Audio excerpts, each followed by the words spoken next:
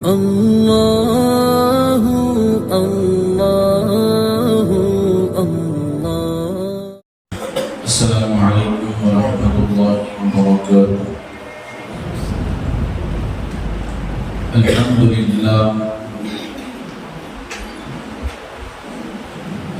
للہ رب العالمین والعاقبۃ للمتقین والصلاة والسلام علی سید الانبیاء والمرسلین وعلى آله وأصحابه الأجمعين الأكرمين، أما بعد، أعوذ بالله من الشيطان الرجيم. يا أيها الناس اعبدوا ربكم الذي خلقكم والذين من قبلكم لعلكم تتقون.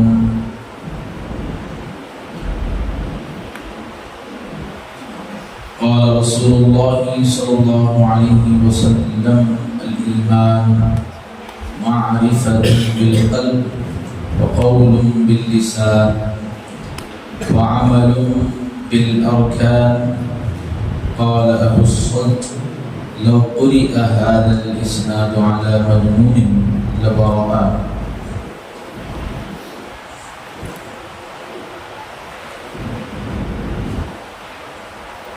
أو كما قال النبي صلى الله عليه وسلم: الدنيا سجن المؤمن وجنة الكافر. صدق الله العظيم. معزز سامعین کرام،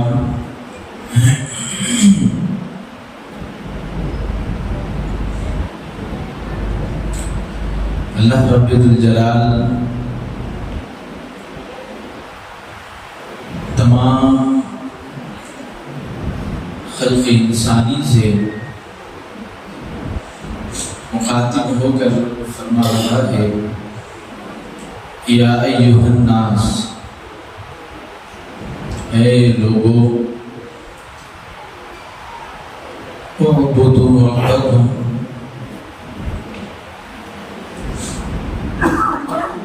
اپنے رب کی عبادت کرو، الذی خلقکم، کہ جس نے تمہیں پیدا کیا، والذین من قبلکم، نہ صرف تمہیں بلکہ تم سے پہلے لوگوں کو بھی اسی نے پیدا کیا.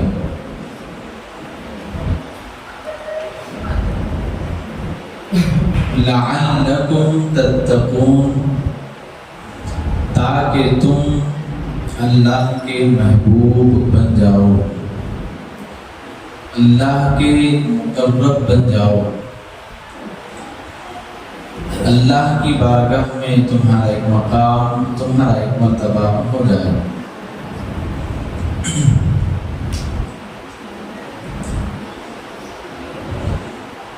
سامعین کرام، یہ ماہ مقدس یوں تو اپنے اندر بے شمار برکتیں رکھا ہوا ہے، لیکن اس مہینے کو خصوصیت کے ساتھ حضور پیران پیر غوث اعظم دستگیر رضی اللہ تعالیٰ عنہ سے نسبت ہے.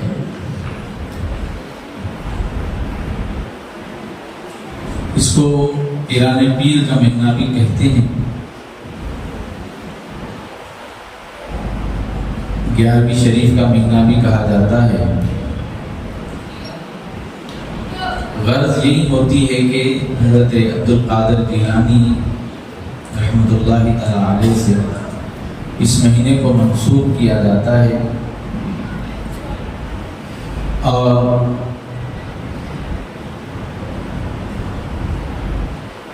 آپ علیہ الرحمہ کی تعلیمات، آپ کی سیرت اور آپ کی زندگی کے حالات پر روشنی ڈالی جاتی ہے تاکہ قوم و ملت میں پرہیزگاری، تابعداری اور علم سے شرف پیدا ہو۔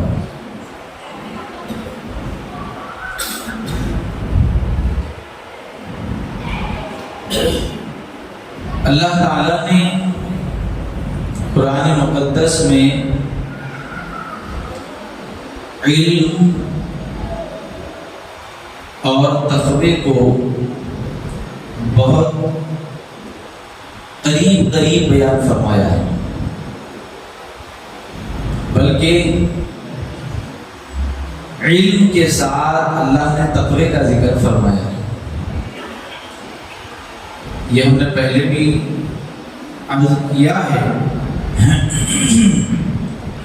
کہ بندہ بغیر علم کے اللہ کی نہ بندگی کر سکتا ہے، نہ تابعداری میں کامیاب ہو سکتا ہے، نہ دین اسلام کی صحیح سمجھ بوجھ بغیر علم کے حاصل کر سکتا ہے، بلکہ علم کی سمجھ بوجھ ہے ہی علم۔ چنانچہ حضور پیران پیر غوث اعظم دستگیر رضی اللہ تعالی عنہ کا جو مقام اور مرتبہ احادیث طیبہ میں بقول قول حق، یعنی وہ روایتیں جو اللہ کے نبی صلی اللہ علیہ وسلم نے اولیاء کی شان میں بیان فرمائی ہے، اس الفاظ اور ان کیفیات کو ہم دیکھتے ہیں تو حضور پیران پیر غوث اعظم میں وہ ہمیں نظر آتی ہیں۔ وہ احادیث کریمہ کی روشنی پیران پیر کی زندگی میں ہمیں نظر آتی ہے۔ کوئی یہ خیال نہ کرے کہ حضور پیران پیر غوث اعظم دستگیر رضی اللہ تعالیٰ عنہ بس یوں ہی ایک مقام حاصل کر لیے، بلکہ اس کے بعد سے آپ نے بڑی جد و جہد فرمائی۔ آپ بچپن ہی سے علم کی طرف آپ راغب رہے اور ہمیشہ آپ نے اللہ اور اس کے حبیب کی اطاعت و فرما برداری میں اپنے آپ کو ہمدن مصروف رکھا۔ چنانچہ خود ایک مرتبہ آپ ارشاد فرماتے ہیں، جس کا ذکر ہمیں کتابوں میں ملتا ہے۔ آپ فرماتے ہیں کہ میں علم حاصل کرتا رہا، درست العلم حتی صرت قطبا ومرت سعدا بمولا موالدی، کہ میں علم حاصل کرتا رہا یہاں تک کہ مجھے اللہ نے مقام قطبیت پر پہنچایا۔ آپ نے اپنا ذکر فرمایا تو علم کے ساتھ اپنے آپ کو آپ نے ذکر کیا، اور علم ہے ہی ایسی چیز کہ اللہ کے نبی صلی اللہ علیہ وسلم نے احادیث شریفہ میں علم رکھنے والوں کے لیے جو مقام، جو مرتبہ اللہ کے نبی علیہ السلام نے بیان فرمایا ہے، وہ اپنی جگہ ہے کہ آقا کریم علیہ السلام کا ارشاد مبارک ہے کہ آپ فرماتے ہیں کہ علم حاصل کرنے والا اللہ کو پا لیتا ہے۔ تو یہاں حضور پیران پیر فرما رہے ہیں، درست العلم حتی صرت قطبا، میں علم حاصل کرتا رہا یہاں تک کہ مقام قطبیت پر اللہ نے مجھے فائز فرمایا۔ آپ 40 سال تک درس علم، درس فقہ، عقیدہ، تصوف، معرفت، ادب، نحو، صرف، بلاغت، تفسیر، تجوید، تقریباً آپ 13 سبجیکٹ اپنے طلباء کو پڑھایا کرتے تھے۔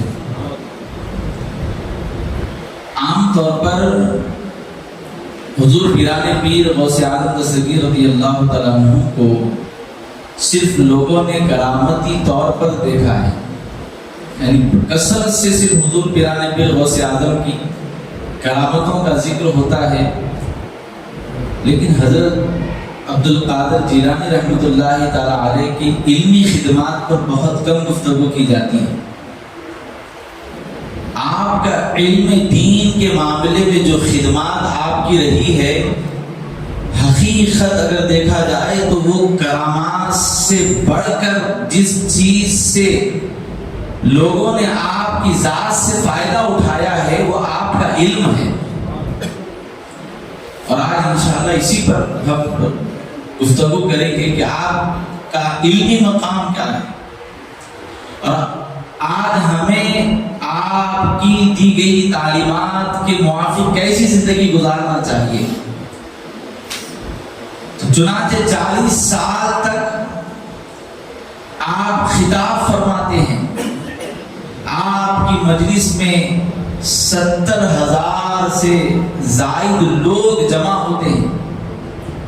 شروع کا مشغلہ یہ ہے کہ ایک وقت تھا کہ آپ اپنے علاقے کی جامع مسجد میں درس دیتے ہیں، وہاں کا علاقہ کم پڑ گیا تو پھر ایک بڑے احاطے میں آپ نے اپنے درس کو منتقل فرمایا، تو 70,000 کے قریب لوگ آپ کے درس میں تشریف لاتے تھے، اور اس درس میں آنے والے لوگ اس وقت کے امام الاجلہ ہیں، یعنی بڑے بڑے لوگ۔ چنانچہ آپ تدریس کے فرائض انجام دیتے رہے۔ 528 ہجری سے لے کر 561 ہجری تک روزانہ آپ 13 سبجیکٹ پڑھایا کرتے تھے، ڈیلی آپ کی یہ روٹین تھی۔ قرآن کی تفسیر، حدیث کا درس، فقہ کا درس، عقیدے، تصوف، معرفت، ادب، نحو، صرف اور لغت، بلاغت، تجوید، یہ تمام درس آپ اپنے تدریس میں دیا کرتے تھے۔ حافظ امام اسقلانی علیہ رحمت و رضوان لکھتے ہیں کہ آپ فقہ شافعیہ اور حنبلی کے بہت بڑے امام ہیں، آپ ان پر فتوے دیتے ہیں۔ آپ کے پاس سوال آیا کیا ہے تو آپ وہی اس کے پیچھے فتویٰ لکھ دیتے، لیکن آپ کا امتحان لینے کے لیے 100 فقہا آئے۔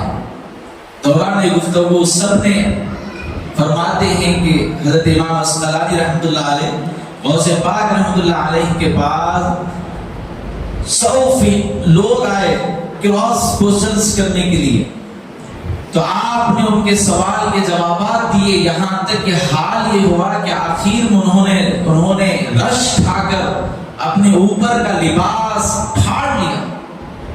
یہ علمی مقام۔ اور امام ابن قدامہ المقدسی، آج جو بیت المقدس کے حالات ہیں کسی سے مخفی نہیں ہے، ہر درجے کا ظلم، ہر درجے کی زیادتی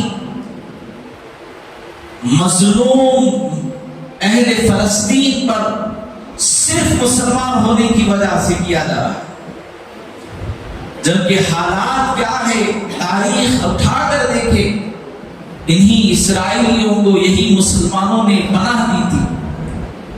جب کوئی پوچھنے والا نہیں تھا تو یہی مسلمان تھے کہ ان کے لیے اپنے مکانات پیش کیے، اپنا ملک پیش کیا۔ مسلمانوں نے اپنے ایمانی جذبات کا اظہار کرتے ہوئے ان کے ساتھ حسن سلوک کیا، لیکن آج وہی وقت ہے کہ آج مسلمانوں کے ساتھ کوئی درجے کی رعایت نہیں بلکہ بدسلوکی عروج پر ہے۔ جبکہ آج سے قریب 100 سال پہلے یہ ظلم ہوتا تو شاید لوگوں کو معلوم ہونے تک وقت لگتا، لیکن آج سوشل میڈیا کا دور ہے، وہاں پر کوئی عمل ہوتا ہے تو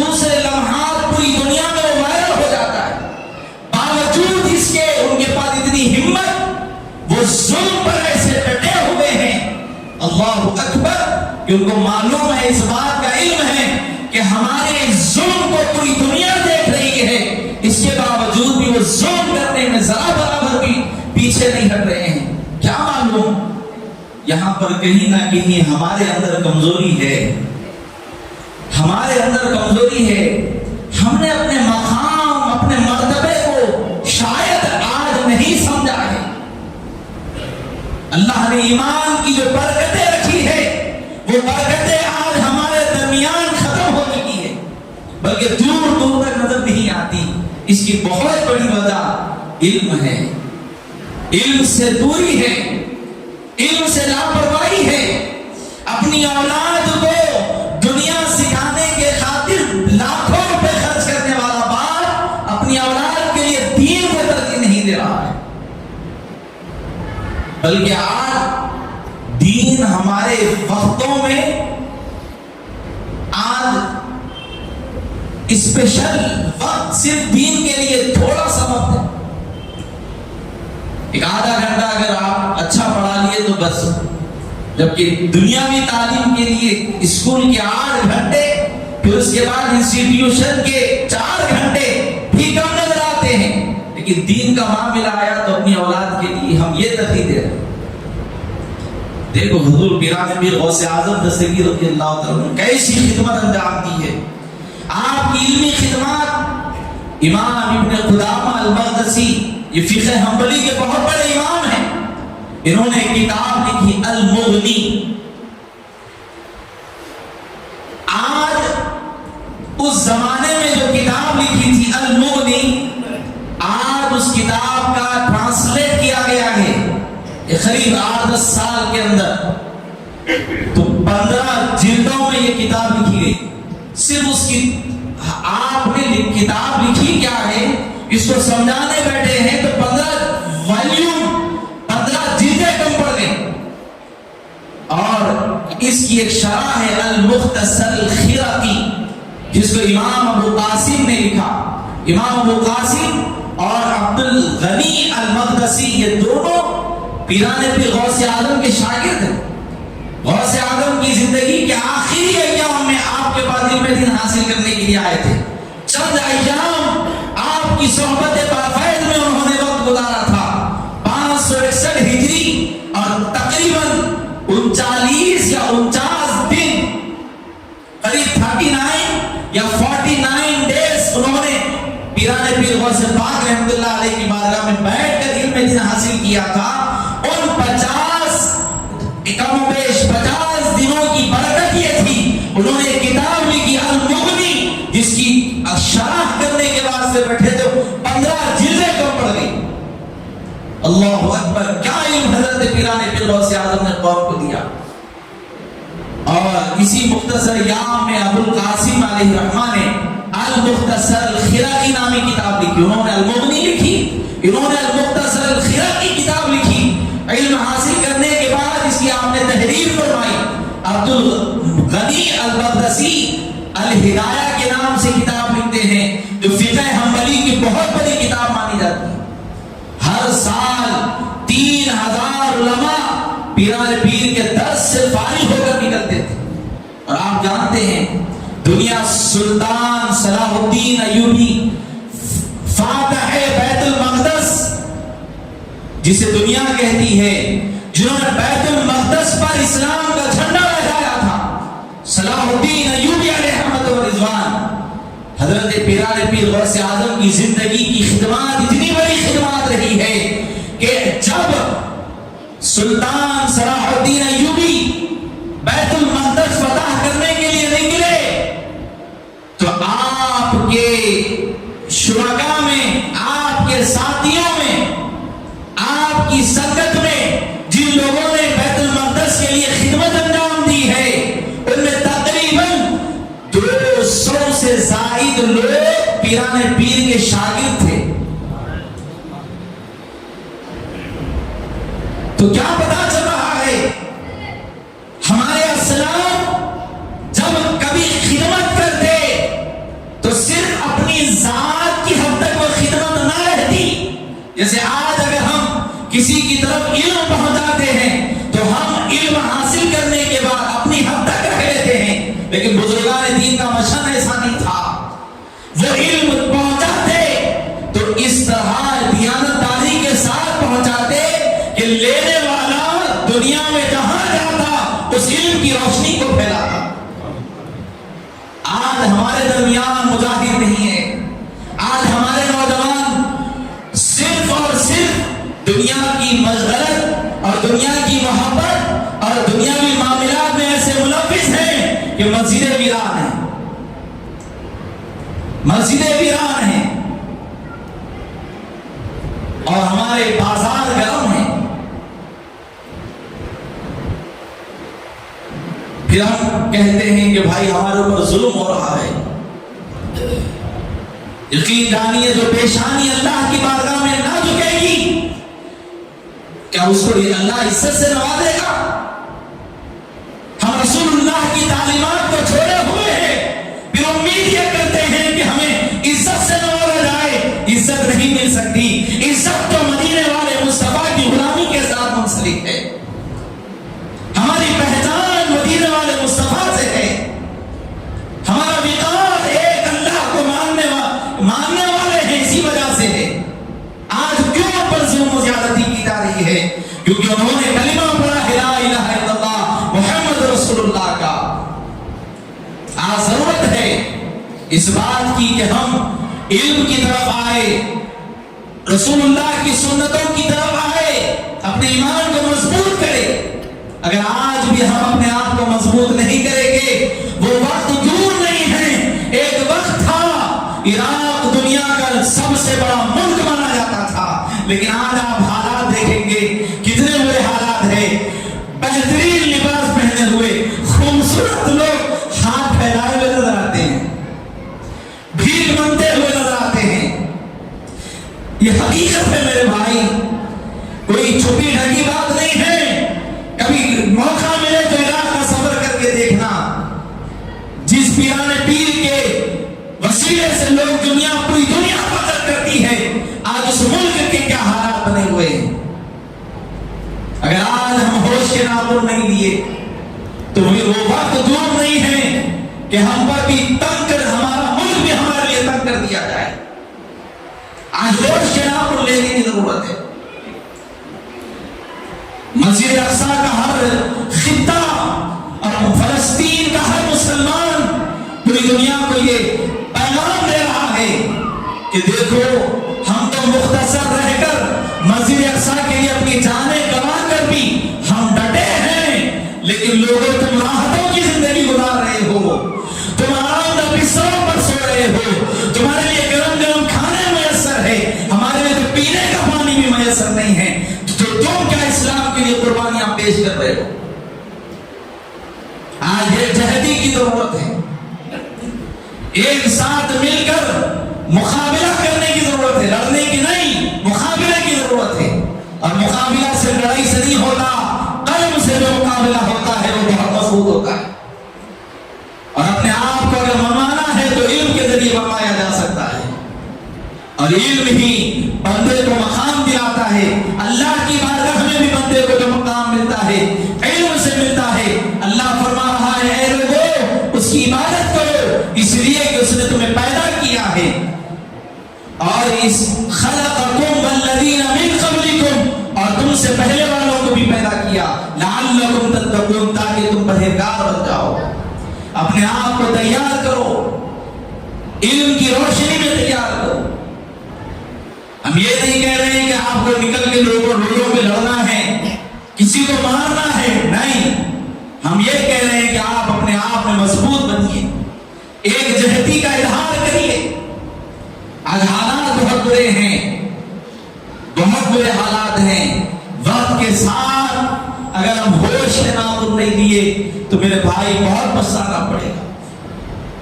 جو وقت دور نہیں ہے بلکہ ایک ٹارگٹ کے ساتھ ایک بہت بڑا ایک سازش بنائی جا رہی ہے مسلمانوں کے خلاف خاص طور پر، اور وہ لوگ جو صرف ان کے بہکاوے میں آئے ہوئے ہیں، ہمارے غیر بھائی چند لوگ ہیں، اس سے زائد نہیں ہے۔ میں نے بارہا اپنی کتابات میں کہا چند لوگ ہیں، ورنہ تو آپ دیہاتوں کی طرف جائیں گے مسلمانوں کو بڑے احترام کے ساتھ دیکھا جاتا ہے۔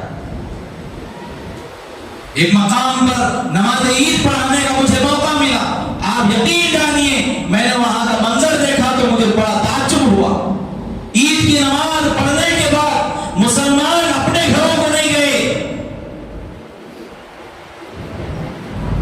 بلکہ منہ سے کہنے لگے کہ ہمارے پاس یہاں کے بہت بڑا گھرانہ ہے غیر قوم کا، ہندو گھرانے کا، وہ کئی عرصے سے مسلمانوں کی جو ہے عید کے دن وہ اپنے گھر پہ تقریب رکھتے ہیں، اور مسجد کے جو امام صاحب ہوتے ہیں جنہوں نے عید کی نماز پڑھائی ہوتی ہے وہ ان کے لیے جو ہے سال پوشی کا اہتمام کرتے ہیں، ان کے لیے وہ تحفے کا انتظام کرتے ہیں۔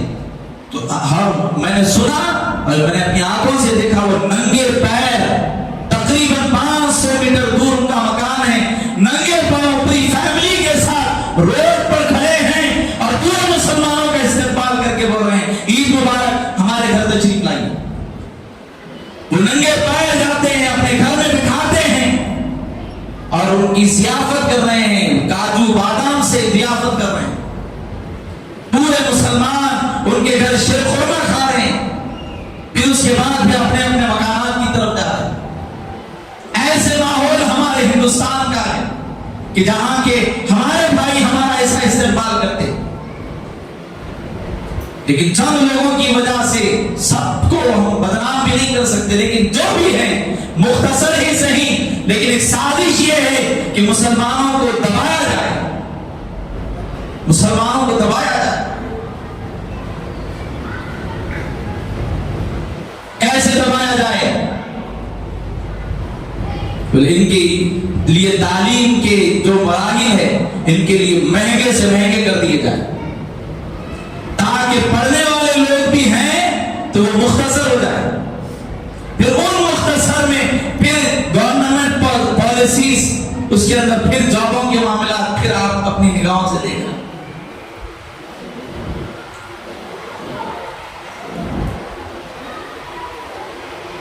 پیران پیر غوث اعظم دستگیر رضی اللہ تعالیٰ عنہ نے دنیا کو ایسے مجاہدین دیے ہیں کہ صلاح الدین ایوبی جب جنگ کرنے کے لیے نکلے ہیں تو آپ کے رفقا میں 200 غوث پاک کے شاگرد ہیں جنہوں نے بیت المقدس فتح کیا۔ یہ وہی بیت المقدس ہے جہاں پر امام الانبیاء نے تمام نبیوں کی امامت فرمائی۔ شب معراج اللہ نے تمام انبیاء کو وہاں جمع کیا اور پیارے آقا علیہ السلام نے ہم سب کی امامت فرمائی۔ ہمارے دکن کے بہت بڑے بزرگ عبداللہ شاہ صاحب قبلہ لکھتے ہیں کہ بیت المقدس سے حضور کو معراج کیوں لے جایا گیا؟ تو بیت المقدس نے رب کی بارگاہ میں دعا کی کہ اے اللہ ہر نبی نے مجھ پر خطر رکھا ہے، جتنے انبیاء آئے دنیا میں سب انبیاء کے مبارک خطر وہاں پر لگے ہیں، سب انبیاء آئے ہیں، اے اللہ میری خواہش ہے تمام انبیاء کے سردار محمد رسول اللہ بھی میرے پاس آئے تو حضور کے قدم وہاں پر پہنچے، حضور کے قدموں کی برکت بیت المقدس کو ملے۔ اللہ کے نبی علیہ السلام کو اللہ نے معراج کے سفر کا آغاز بیت المقدس سے فرمایا۔ وہ مقام ہے جہاں پر کل انبیاء کرام کے مبارک قدم لگے ہیں اور بے شمار انبیاء اس کے اطراف و اکناف مدفن ہیں، وہ مبارک سرزمین ہے۔ یقیناً وقت اور حالات یہ ملک کے یہ ڈیوائیڈر ضرور ہیں، لیکن انسانیت کے ناطے انسانیت بھی باقی ہے، اور چونکہ وہ مسلمان ہیں اور آقا علیہ السلام نے فرمایا مسلمان ایک جسم کے مانند ہے۔ یہ حدیث یاد رکھو، کوئی یہ خیال نہ کرو کہ ان پر ظلم ہو رہا ہے یا ان پر زیادتی ہو رہی ہے، نہیں، ایک مسلمان پر ظلم ہو رہا ہے، اور مسلمان پر ظلم یہ ہمارے لیے تکلیف کا باعث ہے۔ اور آقا کریم علیہ السلام نے فرمایا تم ایک جسم کے مانند ہو، اگر جسم کے کسی حصے کو تکلیف ہوتی ہے پورا جسم اس کا درد محسوس کرتا ہے۔ آج ہمارا درد محسوس ہونا چاہیے۔ میں نے پچھلے جمعہ میں بھی آپ سے عرض کیا ہے کہ ہر نماز کے بعد اللہ کی بارگاہ میں ہاتھ اٹھا کر ان مظلوموں کے لیے اللہ کی بارگاہ میں دعا کرو۔ اللہ قادر ہے، اللہ قادر مطلق ہے، اللہ قادر ہے، اللہ ان کو اس سے بہتر نعمت دینے پر قادر ہے، اس سے بہتر اللہ عطا کرنے پر قادر ہے۔ اور میرے آقا علیہ السلام نے فرمایا، ایک حدیث پاک امام ترمذی نے بیان فرمائی ہے، آقا کریم علیہ السلام فرماتے ہیں بیت المقدس کی ایک جماعت حفاظت کرے گی اور قیامت تک کرے گی، مختصر ہوگی لیکن ہمت والی ہوگی، میرے آقا نے ان کی تعریف کی ہے. یہ وہ لوگ ہیں جن کی جتنی تعریف کی جائے کم ہے. وہ لاشوں کو سامنے رکھنے کے بعد زبانوں سے آوازیں نکال رہے ہیں, لبیک لبیک یا اقصی, لبیک یا اقصی. ان کی زبانوں پر جملے ہیں.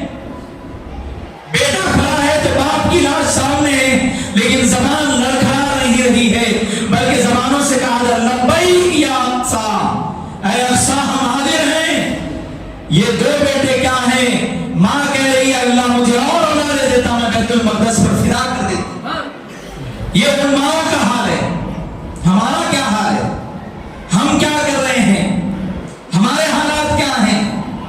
آج مسلمانوں کا حال یہ ہے, اللہ اکبر کبیرہ. آج ہم اگر ہمارا کوئی بھائی اگر کوئی خدمت کر رہا ہے, ہم اس کی خدمت کو بھی رکاوٹ ڈال دیتے ہیں.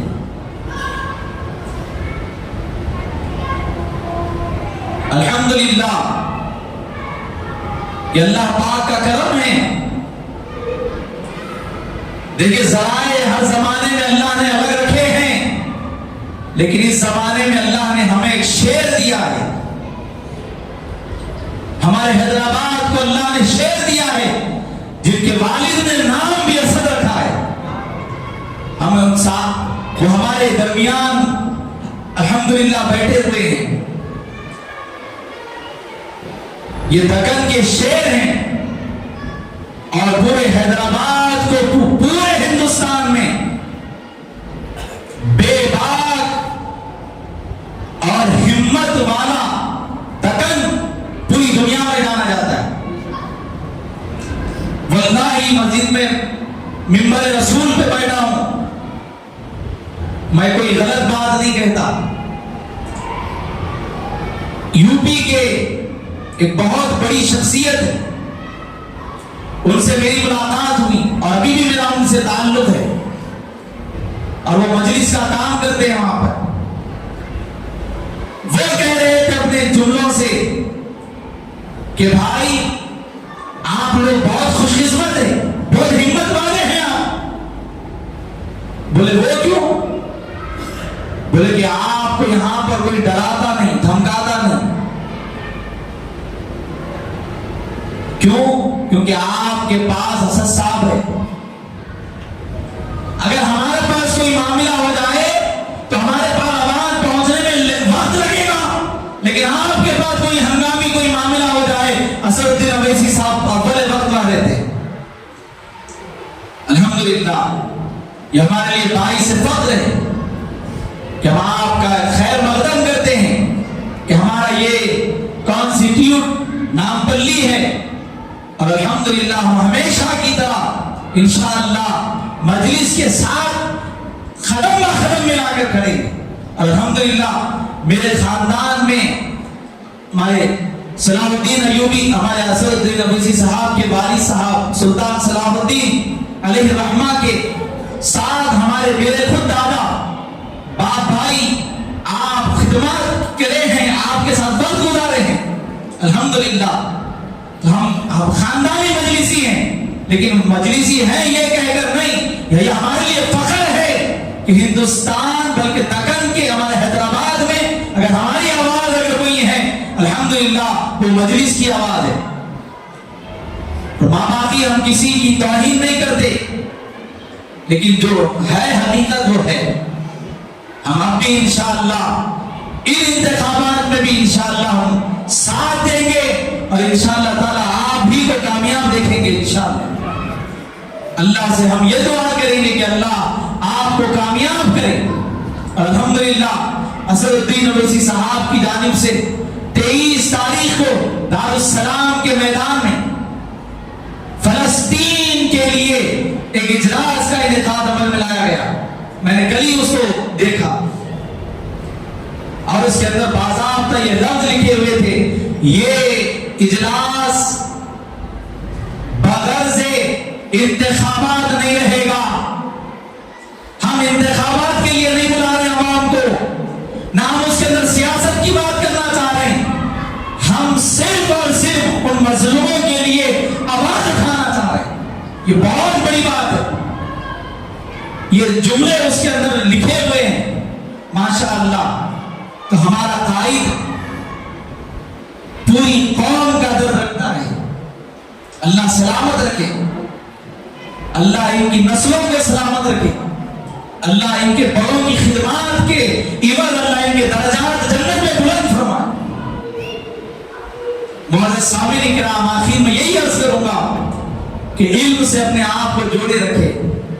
دیکھیے تقوی اللہ کو بڑا محبوب ہے, لیکن انسان متقی اسی وقت ہو سکتا ہے جب اپنے آپ کو علم میں لائے. بغیر علم کے کامیابی نہیں مل سکتی, اور مقام محنت اتنی کرے. ایک حدیث پاک میں سرکار دو عالم علیہ السلام نے فرمایا یہی حال ہمیں کہ ہر مسلمان کا ہونا چاہیے. چنانچہ حضرت حارث بن مالک انصاری روایت کرتے ہیں ان مر برسول اللہ صلی اللہ علیہ وسلم فقال له کیف اصبحت یا حارث. آقا کریم علیہ السلام نے حضرت حارث سے کہا اے حارث بتاؤ تم نے صبح کیسے کی. ہم نے کہا ہر شخص اپنے آپ کو اس مقام پر لائے. ایک صحابی کے ذریعے حضور تعلیم دے رہے ہیں تمہارا کیا مقام ہونا چاہیے.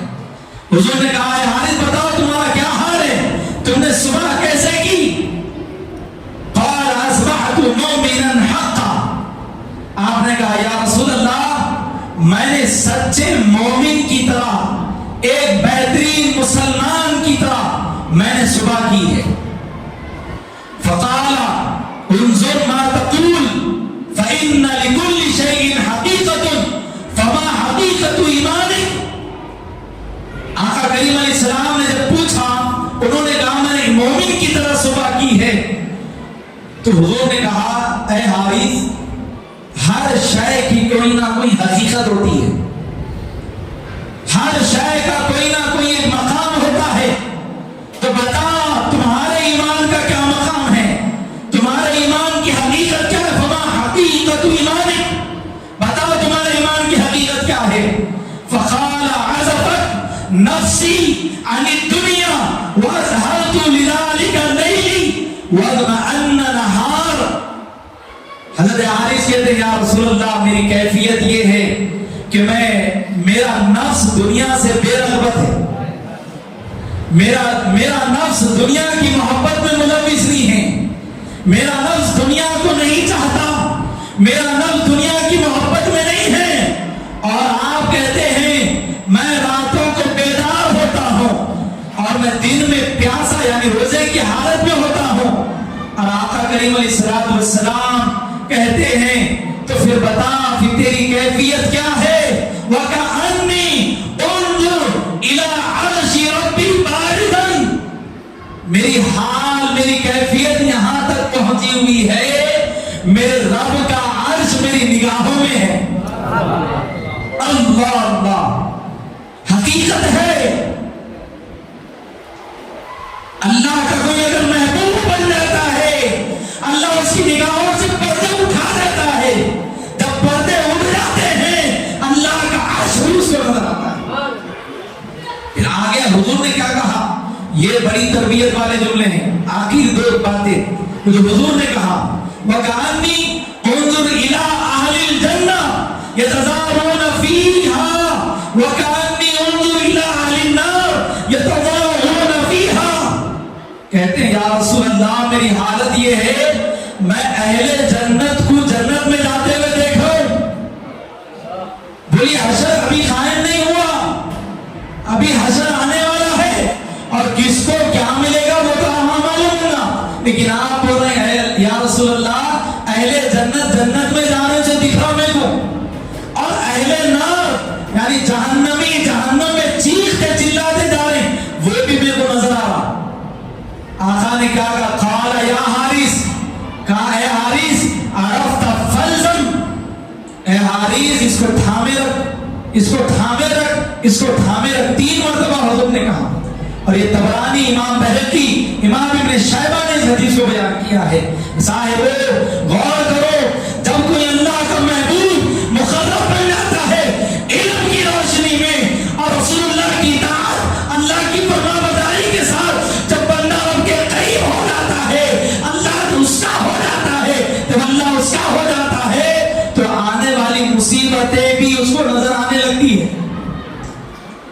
تو یہ ایمان کی برکتیں ہیں، لیکن حالات جو ہیں اس پر نظر رکھے۔ اللہ ہم سب کو سمجھنے کی توفیق عطا فرمائے، آمین، بجاہ سید المرسلین والحمد للہ رب العالمین، وما علینا الا البلاغ۔